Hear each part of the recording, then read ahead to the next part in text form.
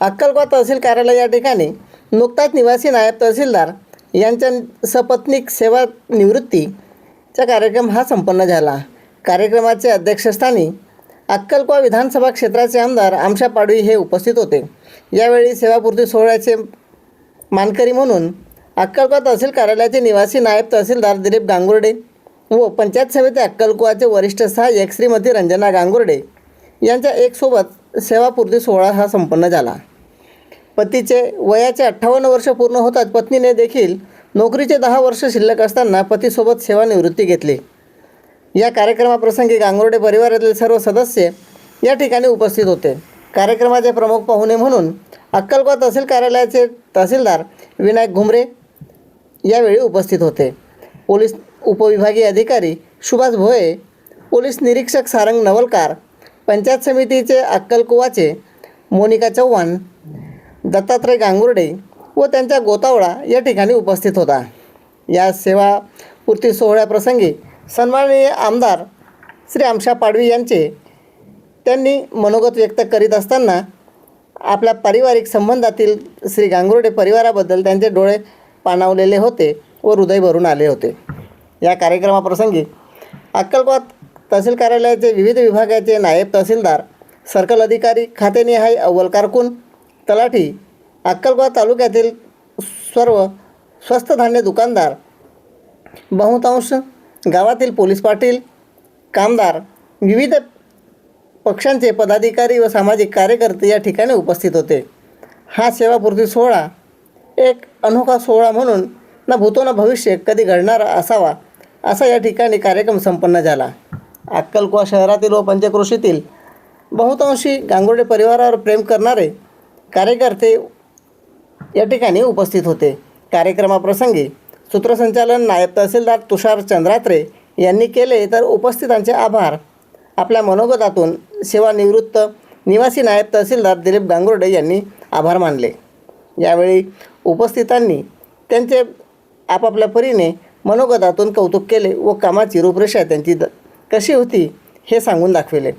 Chandrakant Chavan, Shriji news 24 Akkalkot. अशाच नवनवीन बातम्या व अपडेट्स बघण्याकरिता कृपया चॅनलला सबस्क्राईब करा, लाईक करा व शेअर करा। व्यक्तीने आम्हाला मार्गदर्शन केलं, त्याच्यावरून आम्ही इथपर्यंत पोहोचलो।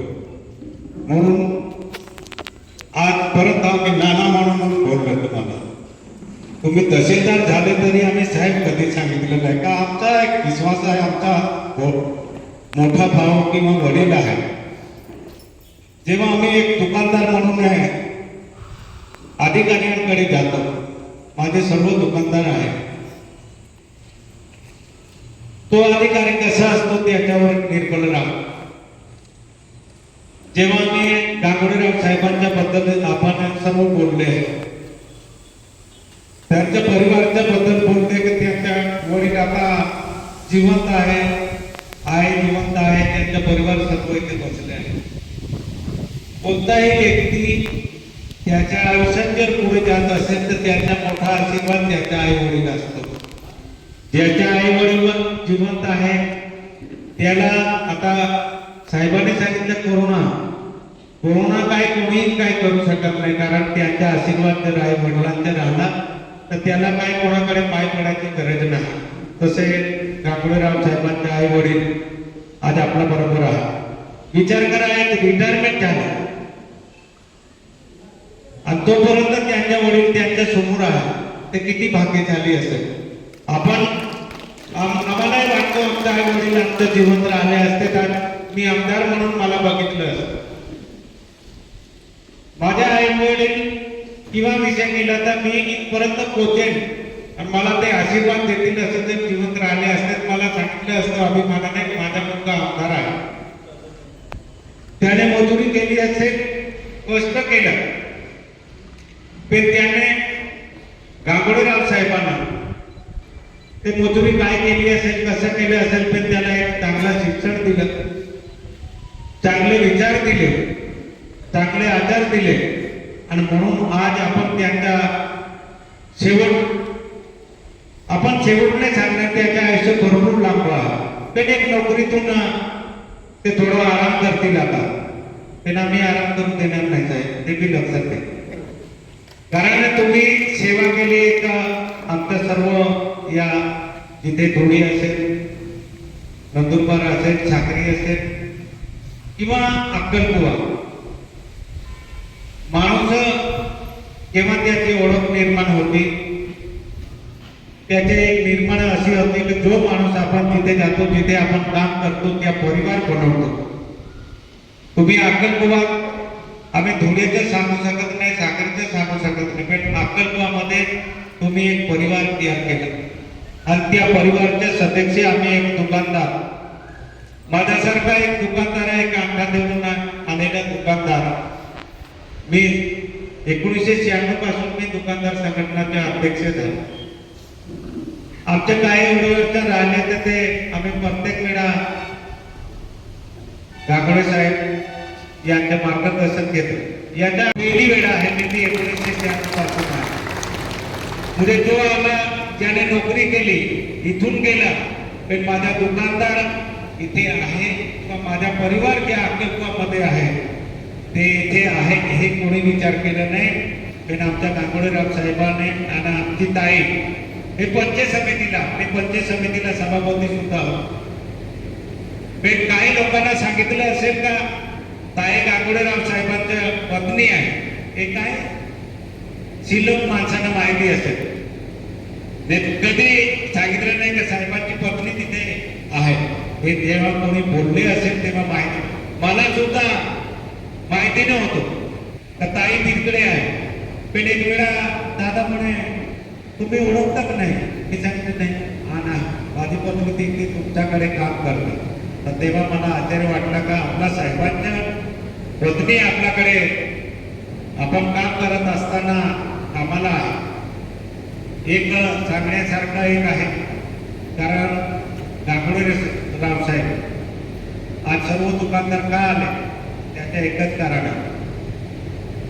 कारण त्याने त्यांच्या अनुभव तर सांगितलेच आहे, पण माझा अनुभव सांगतो की ज्या कोणीही गेला असेल, तो कारणधारक असेल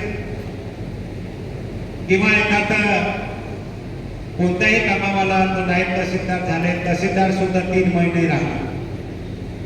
ते त्यांना कधीही बाजू दिलं नाही. मी एक अधिकारी आहे, मी कसं ग्रामीण भागामध्ये देगाव येथे झालेला आहे. त्या शिक्षण करत असताना मी घोडाच्या कामाला जातो. काम करून सर्व काही मेहनत घेत होते. त्याच्यात आई वडिलांनी खूपच आम्हाला कष्ट करून पुढे पाठवलं. त्यानंतर 11वी 10वी पास झाल्यानंतर ITI मध्ये, शासकीय ITI मध्ये मी कर्नलशिप केली. त्यात सुद्धा रात्री काम करून ITI मध्ये तो सुद्धा येतो. त्याच्यानंतर मेहनत करून स्पर्धा परीक्षा वगैरे यायला गेल्यानंतर सुद्धा माझ्याकडे पैसे राहायचे नाही. त्यामुळे मला गरिबाची खूप जाणीव होती आणि गरिबाची जाणीव असल्यामुळे खूप काही पहाडपट्टीमधला व्यक्ती आला, स्त्री असेल, पुरुष असेल, की त्याच्यात अंगात कपडे नसतील तरी सुद्धा त्यांना मान सन्मानाने जागेवर बसून त्यांची पूर्ण बोली भाषा समजून त्यांचं काम आज कसं होईल या हिशोबाने मी काम करत गेलो. त्यामुळे मला कुठेही अक्कलकुवा तालुक्यामध्ये मी आज जवळपास 14.5 वर्षे सेवा केली. 50% सेवा अक्कलकुव्यामध्ये केली.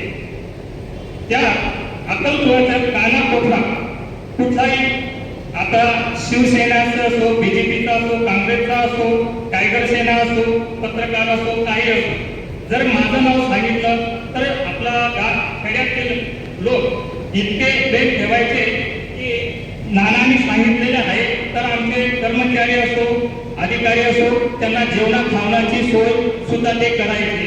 आणि दुकानदारांना जर सांगितलं तर ते 10 लोक असो, 25 लोक असो, गावडे नाव सांगितलेले आपल्याला जेवण द्यावं लागेल. त्यांना पोटाला राहणार नाही तरी सुद्धा ते जेवण खाऊ घालायचे. तितकं माझं त्यांच्यावर प्रेम होतं, त्यांच्यासुद्धा तेवढंच माझं प्रेम आहे. आणि मी जर समजा इथं त्यांना सांगितलं मी आहे, तुम्ही काही टेन्शन घेऊ नका, दुकानदार बिनधास्त झोपत होता. आणि दुकानदारांच्या समस्या जर आल्या तर मी त्यांना सांगतो तुम्ही काही टेन्शन घेऊ नका, एकटाच मार्ग काढू शकतो. त्याच्यामुळे कसं तुम्ही जर टेन्शन घेतलं तुम्हाला आजार उत्पन्न होईल, सगळ्या गोष्टी होतील आणि कुठल्याही गोष्टी हे करू नका. माझी सेवा जर झालेली आहे,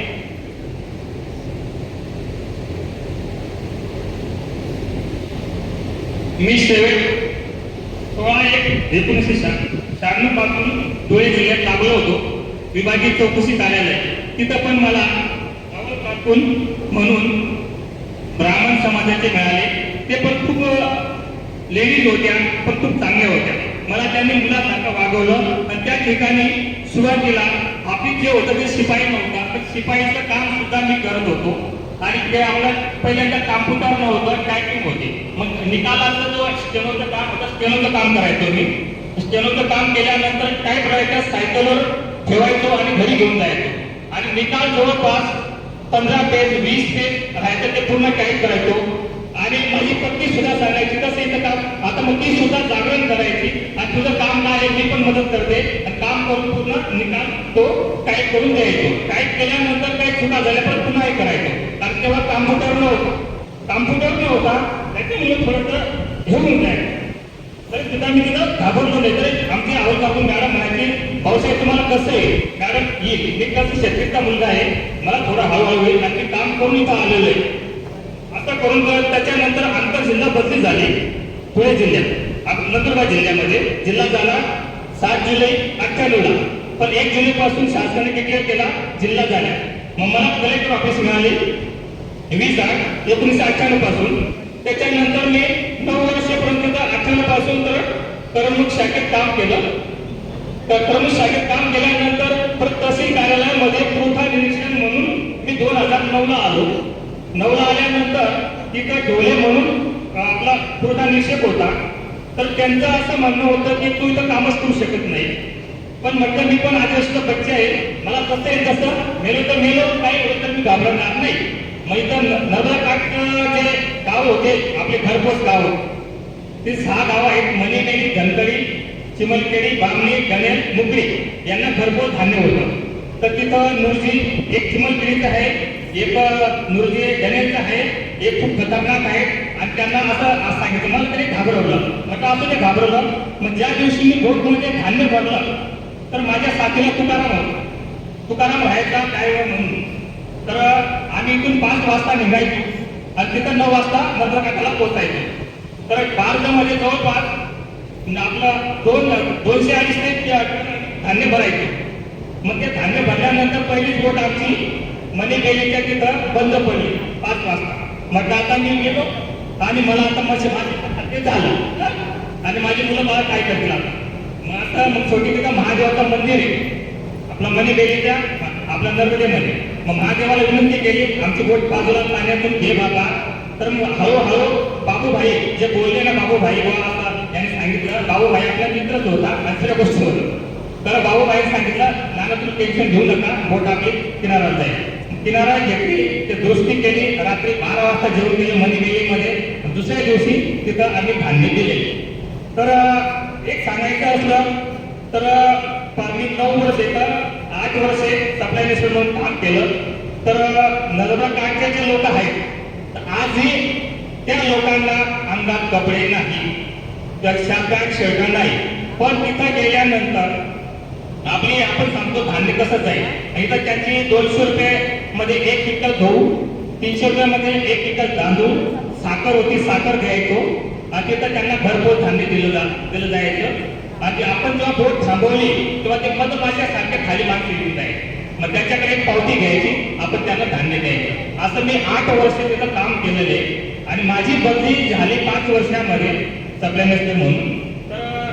मेघाताई नुरजी हे कमिशनर ऑफिसकडे गेले, विभाग आयुक्ताकडे काय म्हणजे उपोषणाला बसले. जर कधी गांगुडे नावाची बदली जर झाली तर आम्ही उपोषणाला हलणार नाही. मग तिथून विभागीय आयुक्तांनी फोन केला कलेक्टरला. तर म्हणे गांगुडे नाव कोण आहे तर त्यांची बदली करू नका, बदली कॅन्सल करा. तर मला शेवटी अक्षरशः 8 वर्ष राबावं लागलं. आणि त्याचं म्हणणं ऐकून घेईल आणि कर्मचाऱ्यांना समजून सांगेल की बाबा असं आज करून घे, तसं नाही तसं करून घे. आणि जे बाकी बोलले जावरे सर, JR वगैरे हे वगैरे, तर अक्कलकोट तालुक्यामध्ये असं GR जर पाहून काम केलं तर कुठेही काम होणार नाही आणि तक्रारी जास्त वाढतात. तर तक्रार आता जर कधी समजा हा खरोखर आदिवासी आहे तर काही गोष्टी सोडून द्यावं लागतात, आपल्याला काम पुढे चालावं लागेल. आणि जर कधी GR नुसार चाललं तर तक्रारीचं डोंगर पूर्णतः होऊन जाईल. एक वेळेस सप्लाय मिनिस्टर असताना IS अधिकारी होते, तळोद्याला भंडारी साहेब होते. तर मी SI होता, सप्लाय मिनिस्टर होतो. त्यांनी ते बोलले की जो दामोड़े जो है तो बोले उधर तकरार जाती दुकानदार की उधर निकाली होके आती, उसमें क्या है ऐसा बोले. तर असं करून त्यांनी बरेचसे किस्से सांगितले. आणि याच्या पुढे एक शेवटचं मी सांगतो, दुकानदार बंधूंना आणि कर्मचाऱ्यांना पण केव्हाही आडी अडचण आली तर मी हे करू शकतो. दुकानदारांना रात्र पहाटे केव्हाही गरज भासली तर मला बिनधास्त फोन करू शकता. मी नंदुरबार इथेच राहणार आहे, कुठं जाणार नाही. तरी तुम्ही कोणत्या गोष्टीला टेन्शन न घेता फोन करू शकता.